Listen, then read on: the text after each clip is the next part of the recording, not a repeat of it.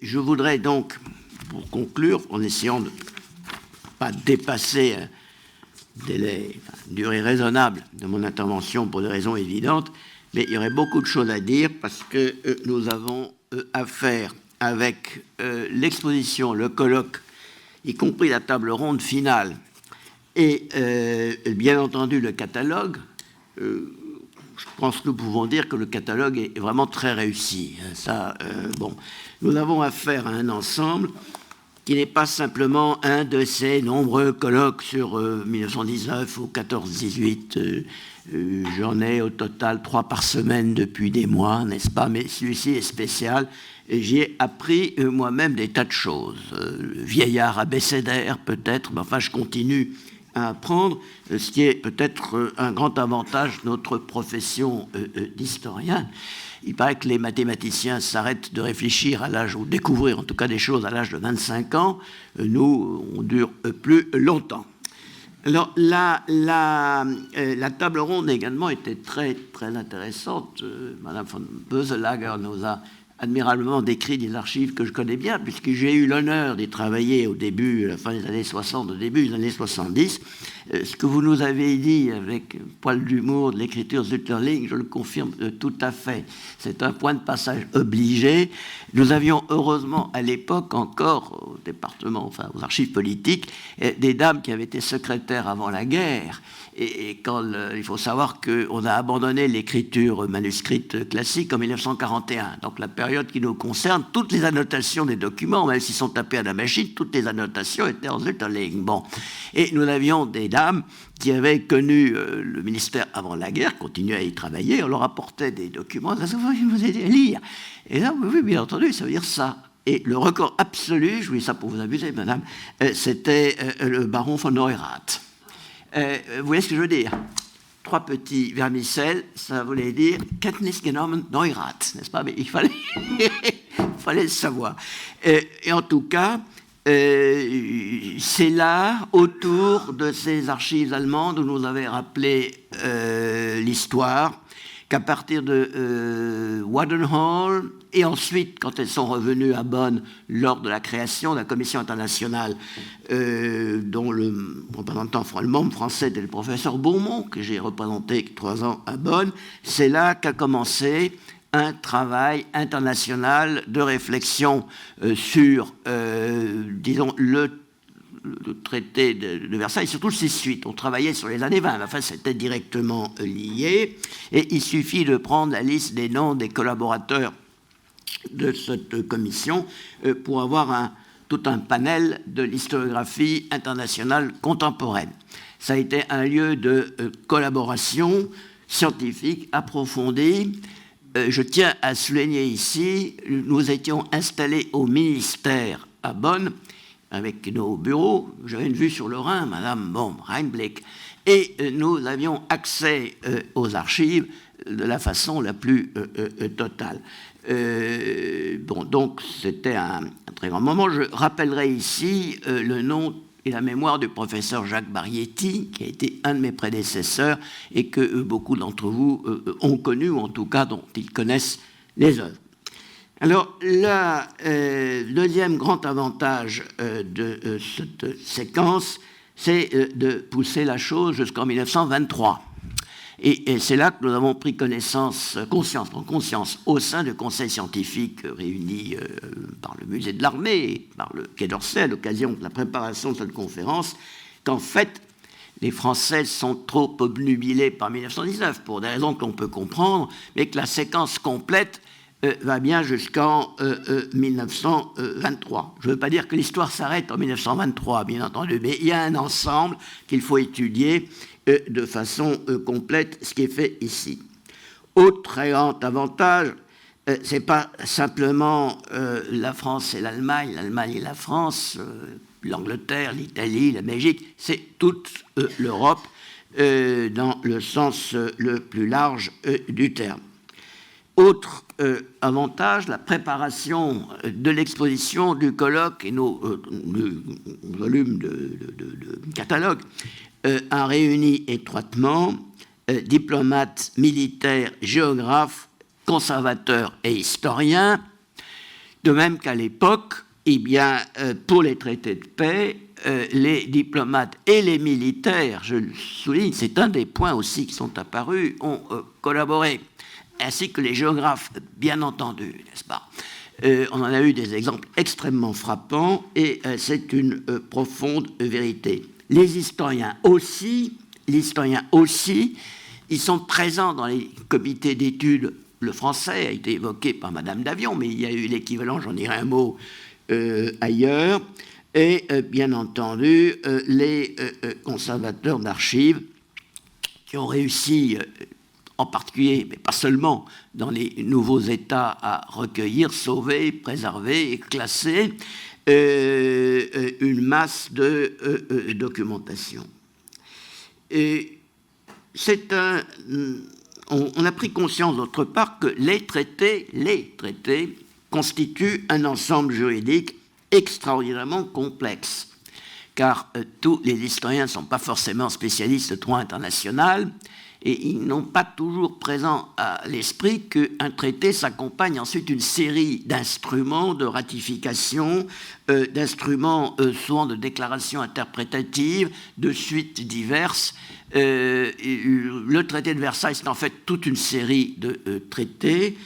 J'en possède un exemplaire. Il n'y a pas que le traité, il y a le pacte de la SDN, et puis ensuite il y a les traités de garantie dont je dirais un mot. C'est un ensemble. Il faut bien, ce sont des ensembles liés, mais c'est aussi très important, ils sont liés entre eux. Bon. Et d'autre part, alors là, ça j'ai appris, parce que bon, je doutais bien, mais j'ai eu enfin une démonstration précise par vos collègues conservateurs et par les géographes du Quai d'Orsay. Les frontières, ensuite, sur le terrain, on les précise. Il faut les préciser, il faut les marquer. C'est le problème des limites, n'est-ce pas? Et ça ne se fait pas tout seul. Vous avez vu, vous avez compris tout le travail que ça a représenté. Et parfois, dans certaines régions, on est obligé de prendre d'évidentes précautions. C'est tout à fait passionnant. Alors, je commencerai par évoquer les préparatifs. Nous avons eu donc l'exposé de Madame Davion sur le comité d'études. Il faut savoir que le volume que Madame Davion a publié à partir des documents, ils étaient diffusés dactylographiés, sous forme dactylographiée. Donc un nombre d'exemplaires limité, mais enfin tous les membres, bien sûr, du comité d'études et les directions principales, Quai d'Orsay, état-major, etc., sans doute aussi la présidence de la République, avaient leur exemplaire, mais on n'en a retrouvé qu'un seul dans les papiers Charles Benoît, qui était membre de l'Institut, la bibliothèque de l'Institut. Le volume publié est tout à fait passionnant, mais il n'est pas extrêmement épais. L'équivalent britannique, car les Anglais aussi ont eu leur réflexion pour préparer la paix, s'appelle les Peace Books. C'est par pays, c'est par problème. Les Peace Books britanniques, ils tiennent une armoire qui ferait à peu près, vous voyez, de l'écran, là, tout le mur de l'écran jusqu'en bas. Hein, ça, je crois que vous avez ça dans la bibliothèque du Quai d'Orsay. Bon. Vous avez aux États-Unis l'Inquiry, un énorme travail fait par des dizaines de gens, dont les travaux étaient très largement publiés. Là aussi, ça occupe des rayons de bibliothèque entiers, n'est-ce pas? Donc, l'effort français, il est celui d'un pays en guerre. J'ai parfois été amené à rappeler à nos amis américains, par exemple, que si tout n'était pas parfait dans les archives françaises à l'époque, c'est que les archives du Quai d'Orsay, je prends cet exemple, je voulais bien entretenir, ça se classe au jour le jour, ça se tamponne. Les archives du Quai d'Orsay étaient matériellement traitées par des officiers blessés, en convalescence, donc ils ne pouvaient plus retourner au front, et par des lycéens avant le baccalauréat, qu'on amenait leur lycée travailler dans les archives du Quai d'Orsay. Alors évidemment, ce n'était pas parfait, hein, ouais, c'est comme ça. Bon, c'est un pays en guerre et qui a eu le plus grand mal à faire fonctionner son administration pendant la guerre. Il est donc miraculeux qu'on ait autant de choses. Tout ça est absolument captivant. Bien entendu, on a bien compris qu'il y a une expertise fournie par les gens de l'Institut de l'École libre des sciences politiques à l'époque, par les professeurs à la Sorbonne, par les membres de mon académie, oui, bon. Il y a ensuite les diplomates qui surveillent ça de très près, font savoir que ceci ne convient peut-être pas. Il y a l'armée qui est présente dans la personne du chef du service géographique de l'armée, qui est Jean Bourgeois, si je ne me trompe pas. Comment ? Bourgeois, Général Bourgeois, voilà, merci. Et Général Bourgeois, dès que la discussion commence à s'égarer dans des zones qui ne conviennent pas à l'état-major, siffle la fin de la récréation. Hein, c'est parfaitement net, d'autant plus que, passé l'armistice, les frontières en Europe de l'Est, elles commencent à se définir avant même les traités. Elles sont définies sur le terrain, n'est-ce pas ? La Pologne, le cas de la Pologne a été évoqué, également le cas de la Tchécoslovaquie. Les frontières sont définies pratiquement avant les traités, qui très largement les entérinent, en réservant un certain nombre de cas pour des plébiscites, j'y reviendrai. Et cette délimitation sur le terrain, par la force des armes largement, se fait sous l'impulsion aussi, pas uniquement, mais aussi des missions militaires françaises présentes sur place, n'est-ce pas, avec des visions stratégiques extrêmement précises. Il ne faut pas là-dessus se faire la moindre illusion. Tout ça est parfaitement... Les archives de Vincennes sont évidemment essentielles pour toutes ces questions. Elles ont été très justement évoquées hier au cours de notre conférence. Les militaires ont une vision extrêmement nette, judicieuse, ça, mais extrêmement nette en tout cas, et claire de ce qu'ils souhaitent comme frontière pour la France, y compris la frontière militaire sur le Rhin, je dis bien militaire sur le Rhin, et d'autre part en Europe orientale pour constituer ce que l'on appelait la barrière de l'Est, c'est-à-dire la Pologne, la Tchécoslovaquie, la Roumanie et le royaume des Serbes, Croates et Slovènes. C'est la barrière de l'Est, n'est-ce pas ? Le terme est parfaitement clair, donc il faut qu'elle soit aussi solide que possible sur le plan stratégique. Ça, c'est très bien. Alors, évidemment, le résultat, il est ce qu'il est, j'y reviendrai. Néanmoins, si vous lisez les comptes rendus qui sont à peu près verbatim, à peine résumés du comité d'études, vous constaterez que tous les points délicats sont mentionnés, quelle que soit la recommandation faite, quelle que soit la suite donnée à cette recommandation du comité d'études. Souvent il n'est pas suivi, mais au moins tous les points délicats sont repérés. Et tous ont sauté dans l'entre-deux-guerres, après la Deuxième Guerre mondiale, et continuent dans certains cas à sauter jusqu'à maintenant, n'est-ce pas ? C'est extrêmement intéressant. Hein. Vous avez toutes les lignes de fracture de notre heureux, sympathique continent, si j'ose le dire au passage, repérées par tous ces spécialistes qui savent bien que là, ça ne va pas passer tout seul. Voilà. Bon, c'est pour ça que c'est tout à fait fascinant et très, très actuel. Je recommanderais cette lecture.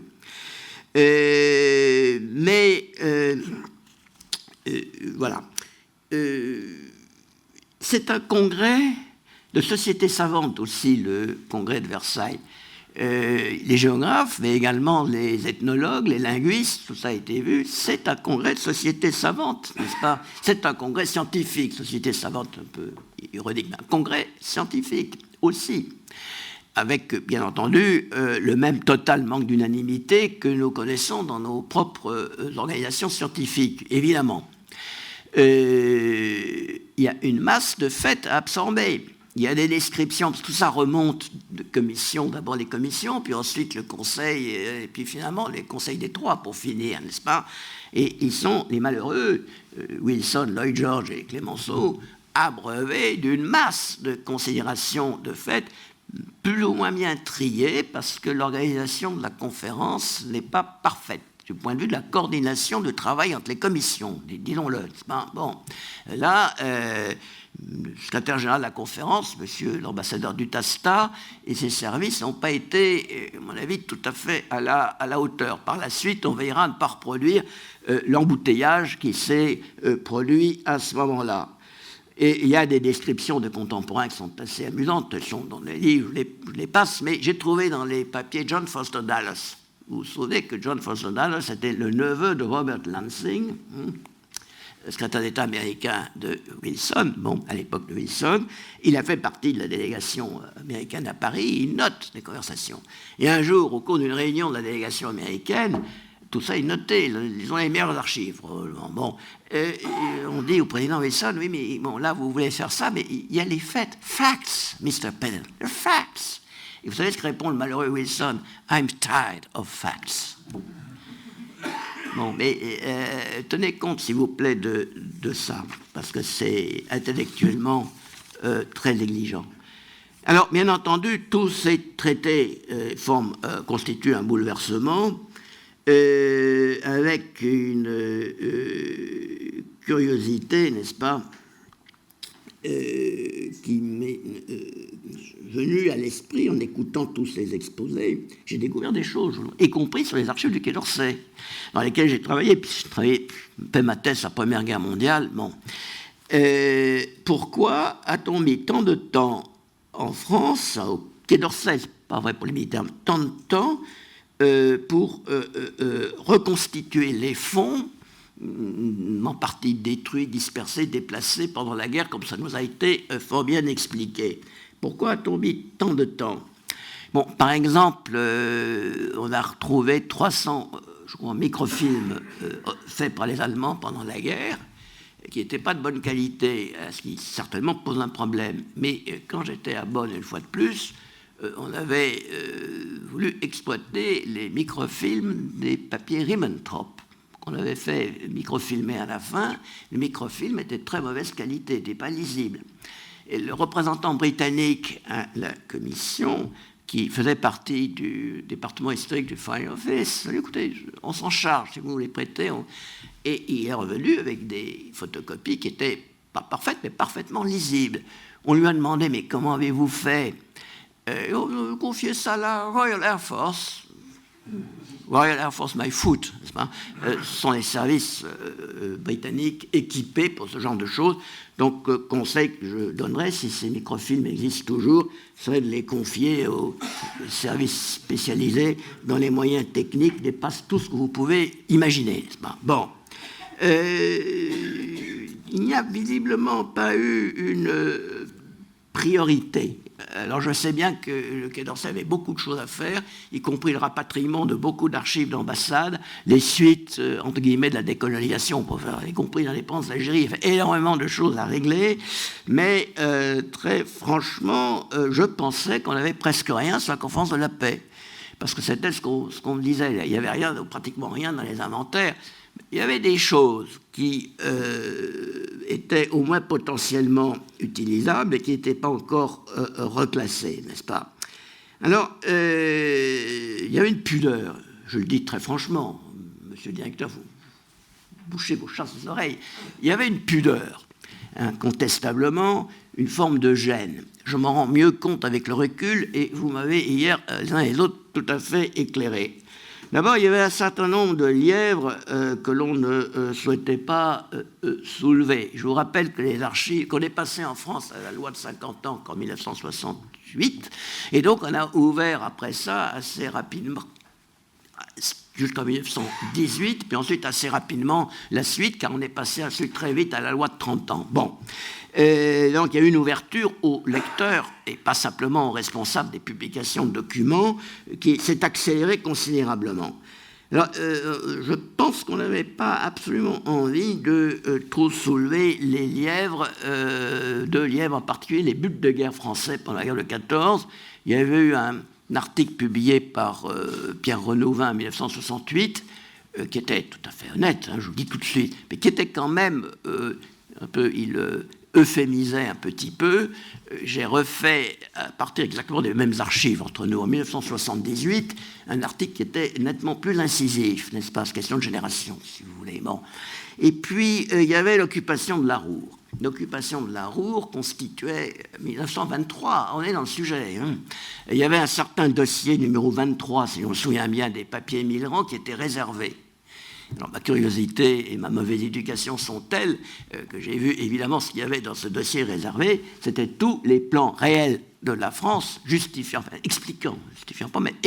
l'occupation de la Roure, qui allait très loin. Il s'agissait de refaire en fait en 1923 tout ce qui avait échoué en 1919 lors de la conférence de la paix. Alors, ça a été réservé. Bon, voilà. Je pense que, en dehors de cette raison qui qui jouait. Il y a eu, d'autre part, dans ce domaine, une prudence dès l'après-guerre dans la préparation des dossiers.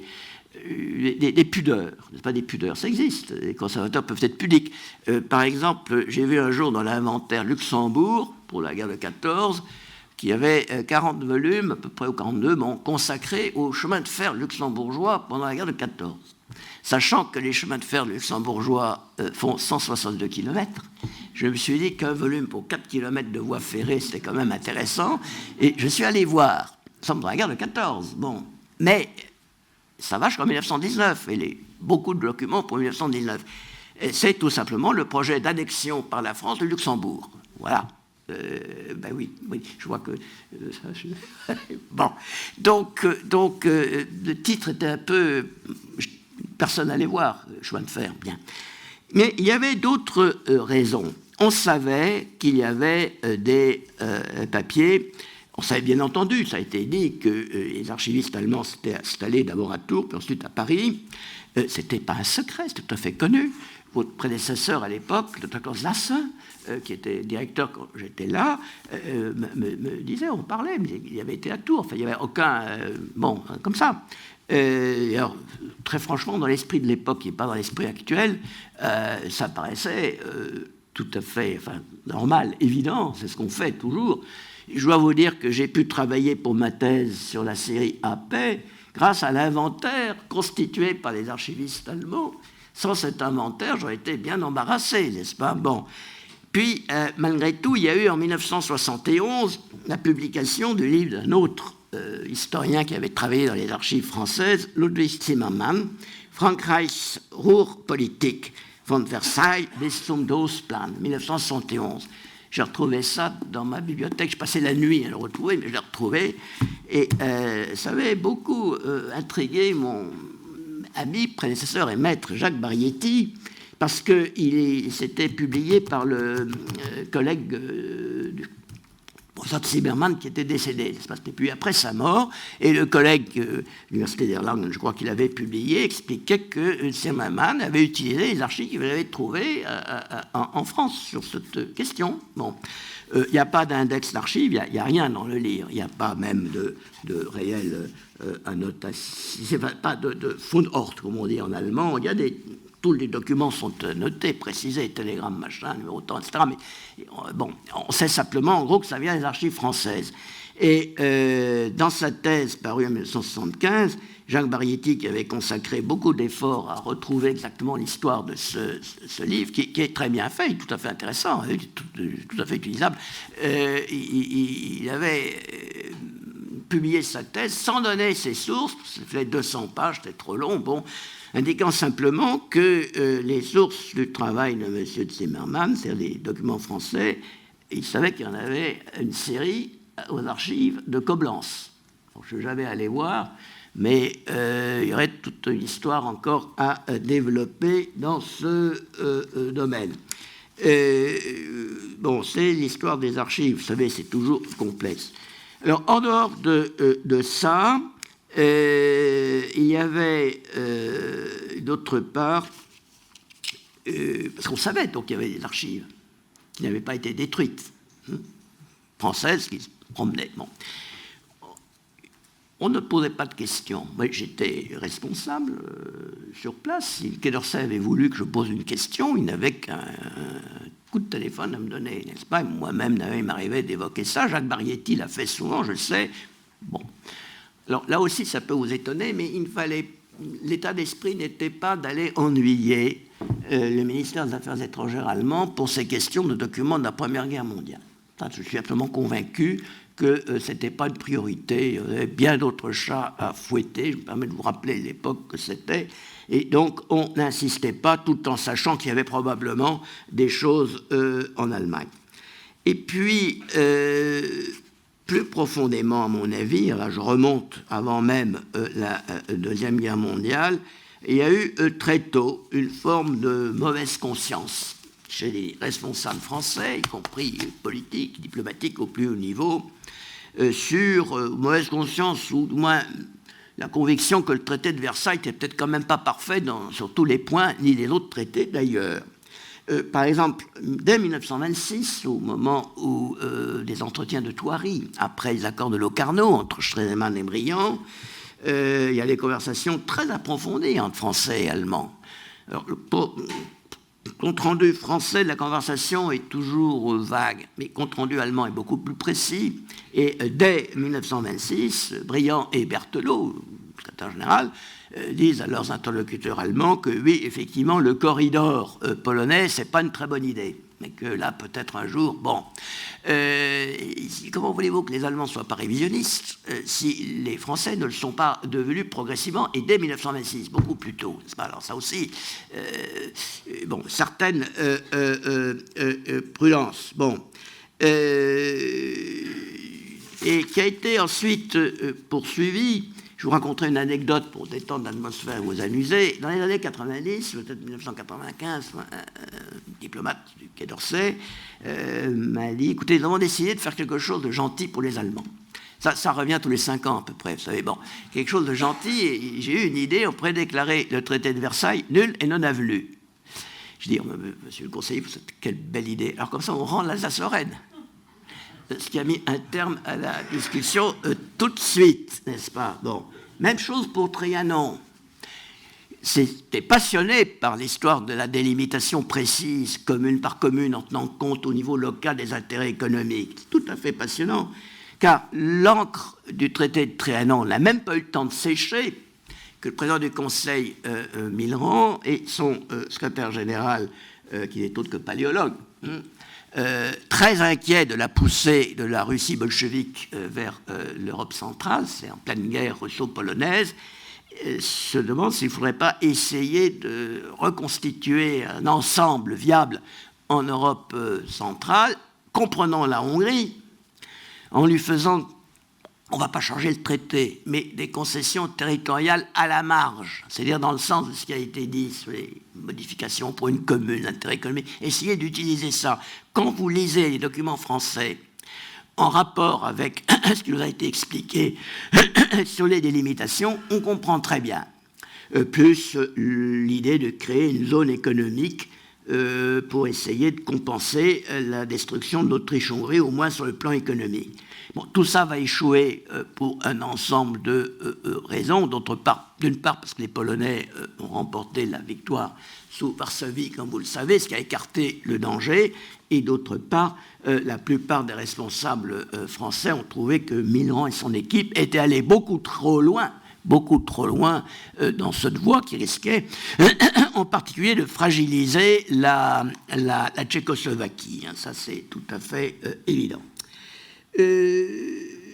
Bon, on a également appris beaucoup de choses sur les autres traités, en particulier le traité de Lausanne. Je pensais que le traité de Lausanne pour les Turcs était considéré comme un succès, ce qu'il était d'ailleurs par rapport au traité de Sèvres.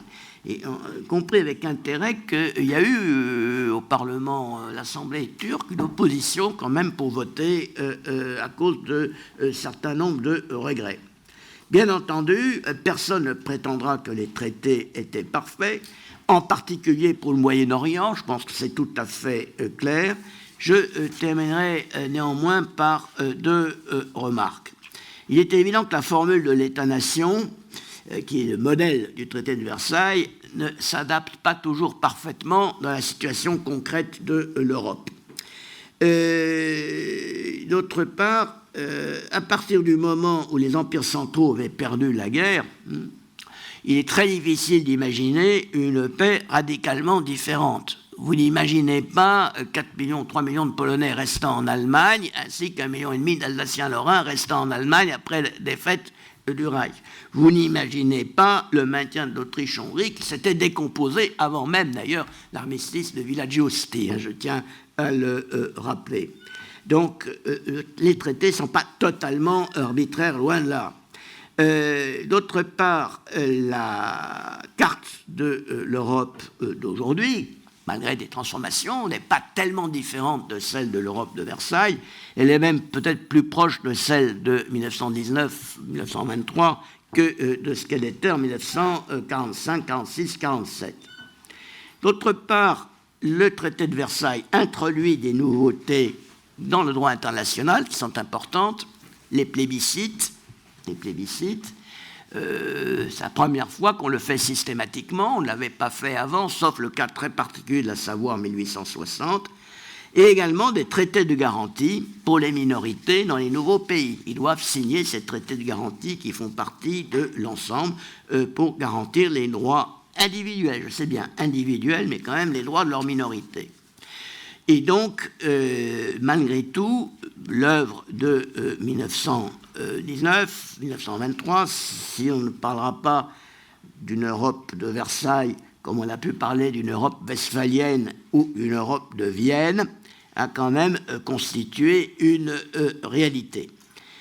Évitons donc de rejeter tout ce qui a été fait sans réflexion, ce qui pourrait avoir des conséquences encore aujourd'hui, n'est-ce pas?